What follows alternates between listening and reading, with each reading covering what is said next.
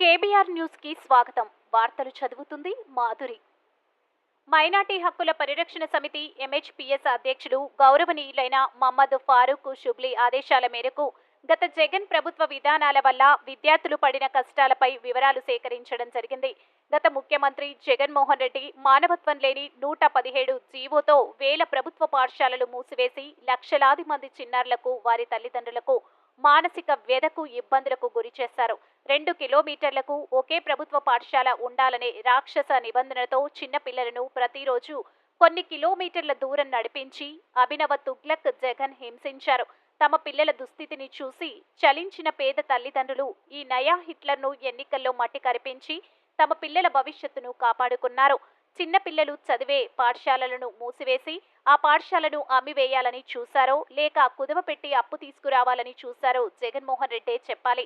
మరోసారి ప్రభుత్వ పాఠశాలను మూసివేసే సాహసం దేశంలో ఏ ముఖ్యమంత్రి కూడా చేయకుండా మాజీ ముఖ్యమంత్రి జగన్మోహన్ రెడ్డికి ఆయన యొక్క వైసీపీ ప్రభుత్వానికి చిత్తుగా ఓడించి మరీ బుద్ధి చెప్పారు.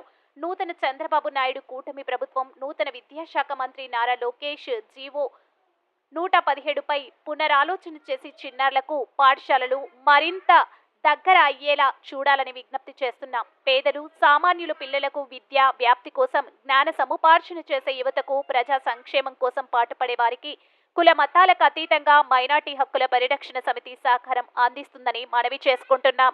ఏ Noor Ahmed, MA BEd, MHPS రాష్ట్ర కార్యదర్శి.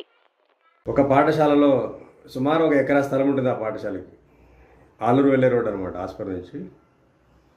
మరి ఆ పాఠశాలలో కేవలం 1-2 తరగతులు చేసి 3 నుంచి 5 తరగతి పిల్లల్ని తీసుకువెళ్ళి హై స్కూల్లో కలిపేశారు. హాస్పిటల్లోనే ఆదూరు రోడ్డుకు ఉంటుంది హాస్పిటల్ హై స్కూల్లో.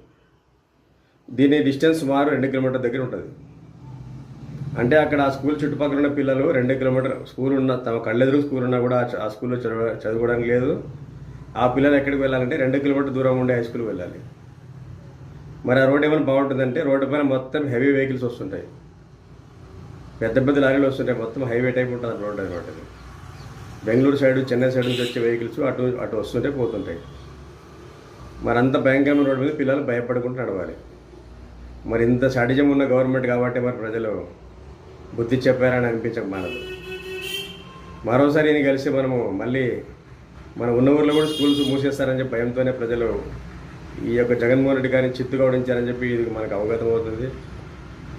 అదేవిధంగా ఈ మూతపడిన స్కూల్స్ చివరికి మూసేసి మరి వాటిని అమ్మి ఏమన్నా అప్పులు చేయాలని కూడా తెలియదు. మరి వాటిని అమ్మేసి లేకుంటే తనఖా పెట్టి ఆల్రెడీ చాలా కాలేజీలో స్కూల్లో బిల్డింగ్లు పెట్టేశాడు. చాలా బిల్డింగ్స్, చాలా పెద్ద పెద్ద బిల్డింగ్స్, ప్రతిష్టాత్మక సంస్థల బిల్డింగ్స్ అని పెట్టేసినాడు. మరి అవన్నీ తనఖా పెట్టండి. ఈ స్కూల్స్ ఏమైనా మూతపడినాక ఈ స్కూల్స్ ఖాళీ స్థలాలని ఫ్లాట్లు వేసి అమ్ముకొని ఏమైనా కోర్టు సంపాదించుకోవడం కూడా తెలియదు. మరి ఇంత దారుణమైన ప్రభుత్వం కాబట్టి అప్పట్లో చిత్తుగా ఓడించారని అనిపిస్తుంది. మరి ఎన్ని తప్పులు చేసి ఈవీఎంలపై ఏడవడం ఏమిటో అర్థం కావడం లేదు. మరి కళ్ళెదురుగా ఎన్ని తప్పులు చేసి ఎన్ని ప్రజల్ని ఇబ్బంది పెట్టి ప్రజల చేత చీత్కారాలు పొందిన ఈ ప్రభుత్వము, జగన్మోహన్ రెడ్డి ప్రభుత్వము, మరి అదే ప్రజల చేతిలో చిత్తుగా ఓడిపోవడం అనేది అతి సాధారణ విషయం తప్ప మరొకటి కాదు. అదేవిధంగా మరి ఆ స్కూల్స్ మూతపడడం వల్ల ఆ పిల్లలు ఎంత క్షోభ అనుభవించి ఉంటారో మనం ఒకసారి ఆలోచించండి. ఒక పిల్లవాడు తన కంటెదురుకున్న స్కూల్కి వెళ్లకుండా ఒక 2 కిలోమీటర్ దూరము వెళ్ళి చదువుకోవాలంటే మరి ఎంత దారుణం చూడండి. మరి ఇంకోసారి నేను జగన్మోహన్ రెడ్డి గెలిస్తే ప్రతి గ్రామంలో స్కూల్స్ అనేవి ఉండవు. చదువుకోవాలంటే ఖచ్చితంగా ప్రైవేట్ స్కూల్కో లేకుంటే ఏదో వేరే ఊరికి వెళ్ళి ఒక మండల కేంద్రానికి వెళ్ళి చదువుకునే దుస్థితి ఏర్పడేది. కాబట్టి ప్రజలు, ఆంధ్రప్రదేశ్ ప్రజలు చాలా తెలివైన వాళ్ళు, చాలా తెలివిగా ఈ యొక్క ప్రజాకంటగా జగన్మోహన్ రెడ్డి ప్రభుత్వాన్ని చిత్తుగా ఓడించడం జరిగింది. మరొకటి ఏమంటే జగన్మోహన్ రెడ్డి గారి ప్రభుత్వం హయాంలో ప్రభుత్వ పాఠశాలను దెబ్బతీసే విధంగా ప్రైవేట్ పాఠశాలకు ప్రాణం పోసే విధంగా చాలా చర్యలు జరిగాయి. ఉదాహరణకు అమ్మఒడి అనుకుంటే అమ్మఒడి సరిగ్గా జూన్ నెలలో వేసేవాడు అనమాట. ఫీజులు కట్టే టైం కనమాట ప్రైవేట్ స్కూల్లో. అంటే ప్రైవేట్ స్కూల్స్కు మేలు చేసే విధంగా ఇప్పుడు ఆ ఫీజు వచ్చినప్పుడు ఏం చేస్తారంటే గవర్నమెంట్ స్కూల్ పెట్టి చాలామంది ప్రైవేట్ స్కూల్కి పోయే ప్రమాదం పెరిగింది. అప్పుడు గవర్నమెంట్ స్కూల్స్లో స్ట్రెంత్ తగ్గిపోతూ వచ్చింది. అంటే ఇదొక మరొక రకమైన క్విడ్ ప్రోకో అనమాట. మరి ప్రైవేట్ స్కూల్స్లో నుంచి జగన్మోహన్ రెడ్డి ప్రభుత్వానికి ఏమందో తెలియదు కానీ కరెక్ట్ జూన్లో అమ్మఒడి వేసేవాడు. మరి ఇలా ఒక్కొక్క ఎన్నో కారణాలు అనమాట. ప్రభుత్వ పాఠశాలని జగన్మోహన్ రెడ్డి చంపేయాలనుకుంటే మరి ప్రజలంతా తిరగబడి జగన్మోహన్ రెడ్డి ప్రభుత్వాన్ని చంపేసినారు. ఇది చాలా గొప్ప విప్లవం మన దేశంలోన.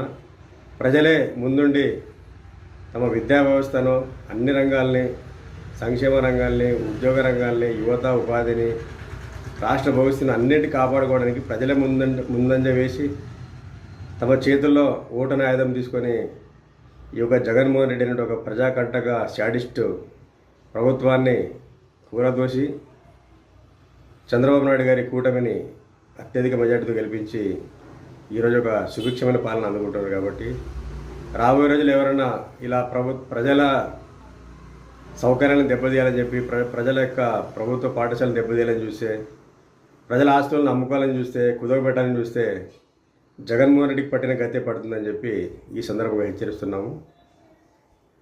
నూతన ప్రభుత్వం ఈ యొక్క 117 జీవో వల్ల జరిగిన నష్టాలని బేరీజు వేసుకొని కమిటీ వేసి దాని యొక్క నష్టాలని తెలుసుకొని ఖచ్చితంగా విద్యార్థులకు దూరాభారాన్ని తగ్గించి దగ్గరలో ఉన్న స్కూల్స్ మళ్ళీ తెరిపించి పురాతన వ్యవస్థనే మళ్ళీ మంచి వ్యవస్థను తీసుకురావాలని చెప్పి విజ్ఞప్తి చేస్తున్నాము.